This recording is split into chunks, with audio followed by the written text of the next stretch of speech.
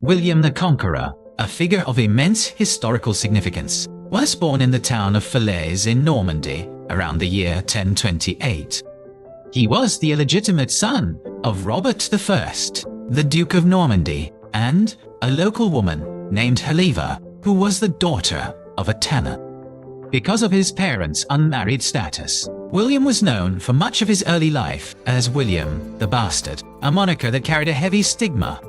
Despite the circumstances of his birth, Robert Husserls, I recognized William as his only heir, a decision that would shape the future of Europe. In 1035, Duke Robert embarked on a pilgrimage to Jerusalem, leaving his young son in the care of guardians.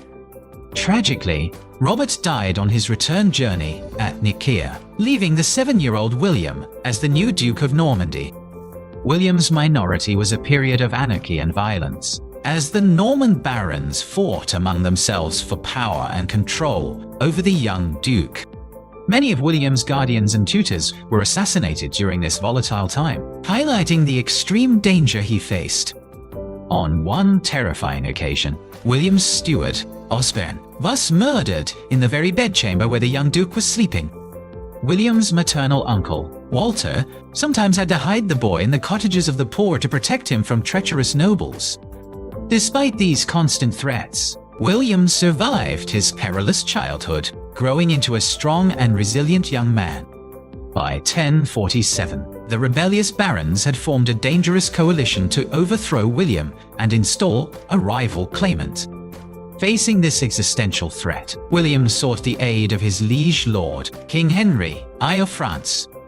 The combined forces of William and King Henry met the rebels at the Battle of Valais Dunes in a clash that would decide William's fate.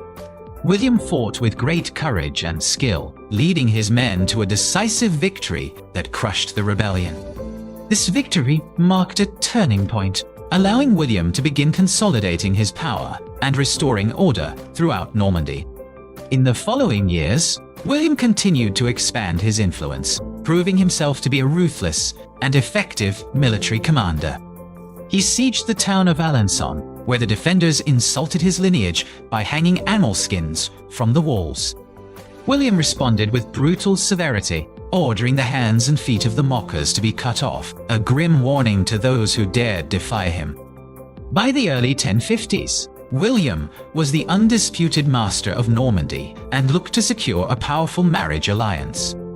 He chose Matilda of Flanders, the daughter of the Count of Flanders, a match that would bring him significant political clout. The Pope initially banned the marriage on the grounds of consanguinity, as William and Matilda were distant cousins. Undeterred, William married Matilda anyway in roughly 1053, demonstrating his willingness to defy ecclesiastical authority. The couple eventually reconciled with the church by founding two great abbeys in Caen, the Abbey aux Hommes and the Abbey aux Dames. William and Matilda had a remarkably faithful and loving marriage, producing 4 sons and several daughters. With Normandy secure, William's ambition turned across the English Channel to the Kingdom of England. The English king, Edward the Confessor, was a distant cousin of William and had spent many years in exile in Normandy. Because Edward was childless, the question of his succession was a matter of great international interest and intrigue. William claimed that Edward had promised him the English throne years earlier, perhaps as early as 1051. However, the most powerful man in England was Harold Godwinson, the Earl of Wessex, who also had designs on the crown. In 1064, a strange twist of fate brought Harold to Normandy when he was shipwrecked on the coast of Ponthieu. William rescued Harold from the local count and hosted him as an honored guest, though Harold was effectively his prisoner.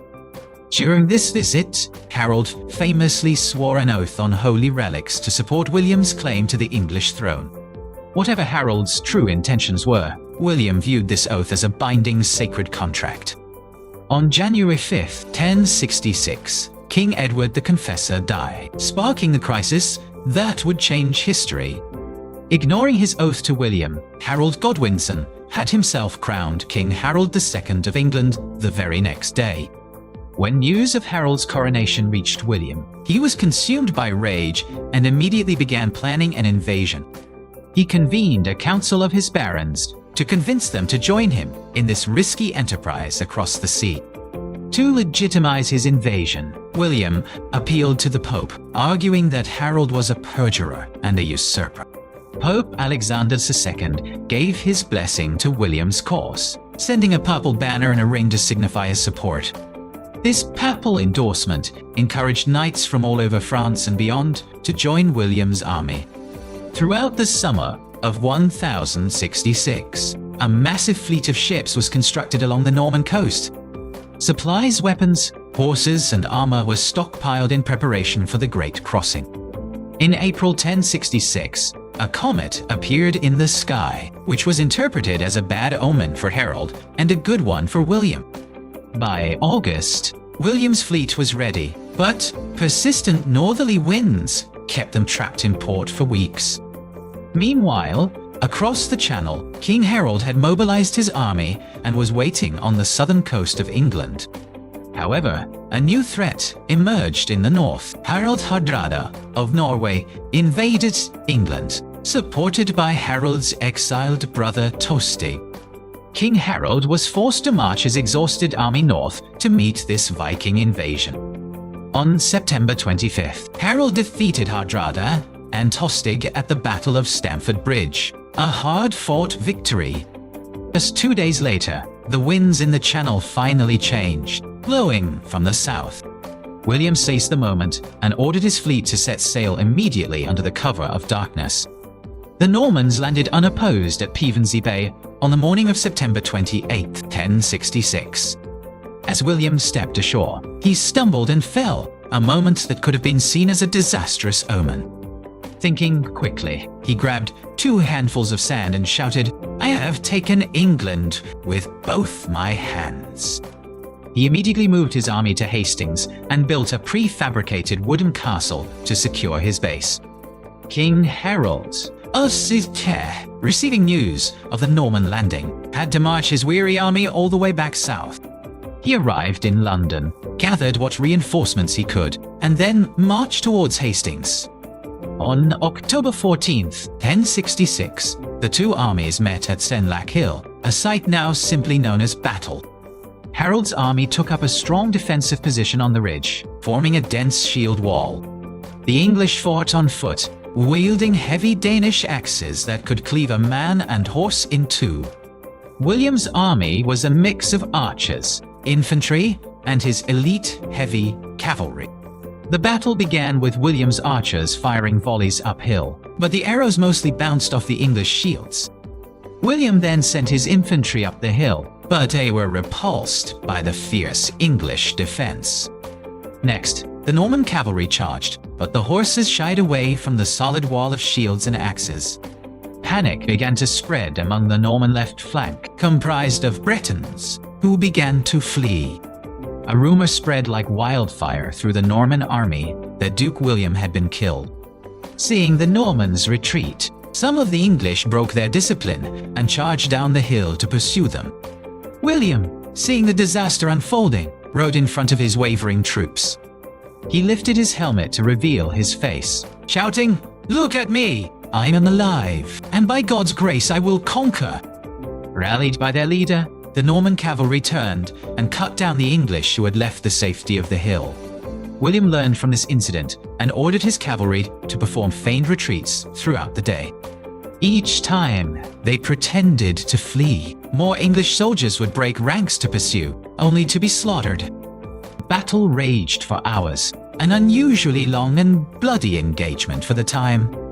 As dusk approached, the English shield wall was still holding, though it was weakened. William ordered his archers to change tactics and shoot high into the air, so the arrows would fall vertically. According to tradition, King Harold was struck in the eye by one of these falling arrows. With their king wounded and dying, the English resolve finally broke. The Norman cavalry smashed through the remaining line, hacking down the housecarls who fought to the death. Harold was killed and his body mutilated by 4 Norman knights. He waited at Hastings, expecting the English nobles to come and submit to him, but none came. The surviving English leaders in London elected Edgar the Atheling, a young boy, as king. William responded by marching in a great circle around London, burning and looting the countryside. He crossed the Thames at Wallingford and cut off London's supply lines. Realizing resistance was futile, the English leaders, including Edgar, submitted to William at Berkhamsted. William entered London and prepared for his coronation. He was crowned King of England on Christmas Day 1066 in Westminster Abbey. Inside the abbey, the ceremony continued in a smoke-filled room, with a trembling William being anointed. It was an ominous start to his reign, foreshadowing the violence that was to come. He took Harold's mother, Gaitha, besieged in Exeter, but she eventually escaped. To secure his control, William embarked on a massive castle-building program. William marched north and paid the Danes to leave, then turned his wrath on the rebels. He initiated the Harrying of the North, a systematic campaign of destruction to wipe out resistance. Soldiers burned the villages, destroyed food stores, and killed anyone who resisted. With the rebellions crushed, William proceeded to replace the English aristocracy with his Norman followers. By the end of his reign, only a tiny fraction of land in England was held by Englishmen. This linguistic invasion fundamentally transformed the English language, infusing it with thousands of French words. William also reformed the English church, replacing English bishops and abbots with Normans. He was also a passionate hunter and established the New Forest as a royal hunting preserve. He evicted villagers and destroyed hamlets to create this forest, enacting harsh laws to protect the game. The penalty for killing a deer in the royal forest was to be blinded, a law that made him hated by the common people. In 1085, facing a potential invasion from Denmark, William realized he needed to know the exact resources of his kingdom. The findings were so comprehensive that the English called it the Domesday Book, likening it to the Last Judgment. Completed in 1086, the Domesday Book remains one of the most remarkable administrative documents in history. He spent much of his time in Normandy, defending his borders against the French king and his own rebellious son, Robert Stott. His eldest son, Robert Curthose, frequently rebelled, demanding more power, which William refused to give. His horse stumbled on a burning ember or reared, throwing William violently against the high pommel of his saddle. The impact ruptured his internal organs, causing a fatal injury. He was carried to the Priory of Saint-Gervais near Rouen, where he lay dying for several weeks.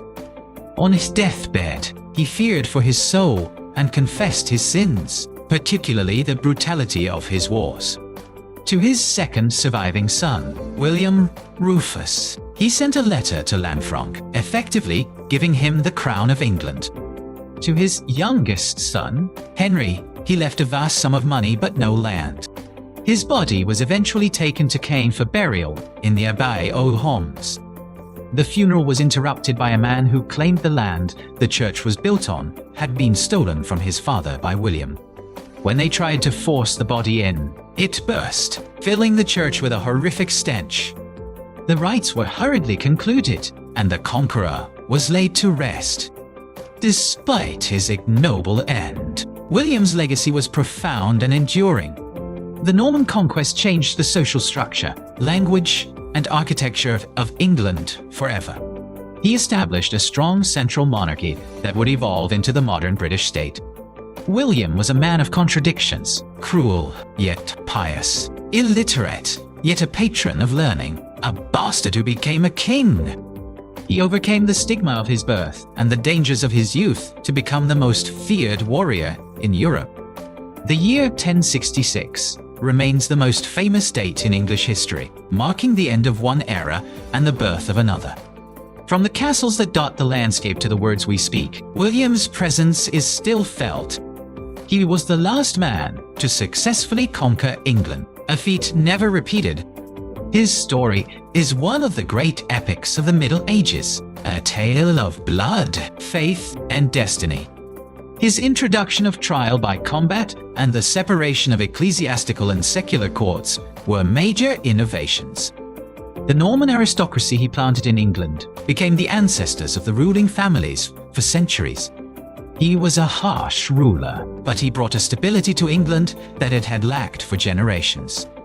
Under his rule, the slave trade, which had been common in Anglo-Saxon England, began to decline. The great cathedrals of England, such as Winchester and Ely, were begun or rebuilt under his orders. William's relationship with the church was complex. He championed reform, but demanded absolute loyalty. He refused to pay homage to the Pope for England, asserting his independence as a sovereign king. This stance set a precedent for the relationship between the English crown and the papacy for centuries. Robert Curthose, the eldest, inherited Normandy, but eventually lost it to his brother Henry. William Rufus, the second son, was a capable but unpopular king who was killed in a hunting accident. He was a man of iron will who reshaped the medieval world. His story is a reminder that history is often made by individuals with the drive to seize opportunity. William's administrative efficiency, exemplified by the Domesday Book and the Vistagia, Augustus Castigay, and was centuries ahead of its time. He was a builder of castles, cathedrals, and a kingdom. His memory is preserved in the stones of the Tower of London and in the pages of every history book written about England. William the Conqueror. What? The bastard, the duke, the king, the legend. His journey from the perilous bedchamber in Falaise to the throne of England is one of the greatest adventure stories of all time. He was truly the man who took England's throne and made it his own. Thus ends the saga of William, the most consequential of all English monarchs.